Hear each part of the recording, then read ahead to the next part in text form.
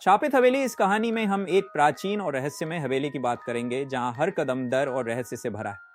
ये जगह अपने अतीत के कारण शापित मानी जाती है और जिसने भी इसकी सच्चाई जानने की कोशिश की वह लौटकर नहीं आया। बारिश की काली विशाल जंगल के बीचों बीच एक पुरानी टूटी फूटी हवेली खड़ी। इसके गेट पर लटकता हुआ जंग लगा ताला तेज हवाओं के साथ जोर जोर से बज रहा है। चारों ओर काले बादल और पेड़ों की शाखाओं से टकराने वाली हवाओं की आवाज से माहौल और डरावना हो जाता है।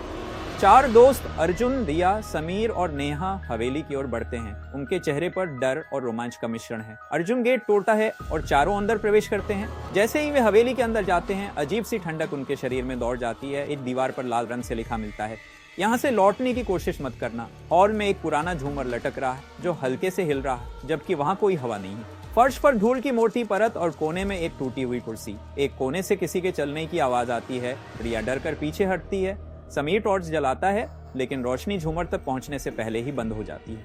हवेली के अंदरूनी हिस्से में एक बड़ा दरवाजा है जो लोहे का बना हुआ है और उस पर पुराने समय के रहस्यमय निशान बने हैं। नेहा दरवाजे के पास पहुंचकर उसे छूती है और अचानक एक जोर की आवाज होती है। दरवाजा खुद ब खुद खुलता है और उसके पीछे एक गहरा तहखाना नजर आता है। तहखाने के अंदर वे चारों मोमबत्ती की रोशनी में एक बड़े कमरे को देखते हैं। कमरे के बीचों बीच एक प्राचीन पत्थर की वेदी है जिस पर किसी को बंधा हुआ दिखता है। अचानक उस वेदी पर पड़ा शरीर हिलने लगता है। अर्जुन और समीर घबराकर पीछे हटते हैं।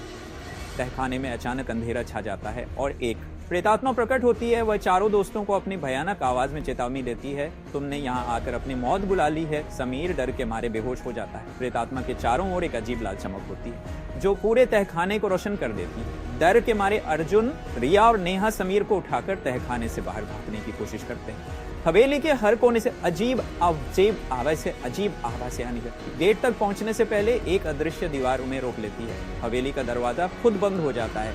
हवेली की प्रेतात्मा उन्हें बताती है कि यह जगह एक पुराने श्राप के कारण शापित है। जो भी यहाँ आता है वह इस श्राप का हिस्सा बन जाता है। चारों दोस्तों को एहसास होता है कि वे अब यहाँ से कभी नहीं डर पाएंगे। धीरे धीरे उनकी परछाइयां हवेली की दीवारों में समाने लगती हैं। कहानी ये खत्म होती है लेकिन हवेली अब भी खड़ी है अपने अगले शिकार का इंतजार करते हुए। अगर कहानी अच्छी लगी हो तो चैनल को सब्सक्राइब करें।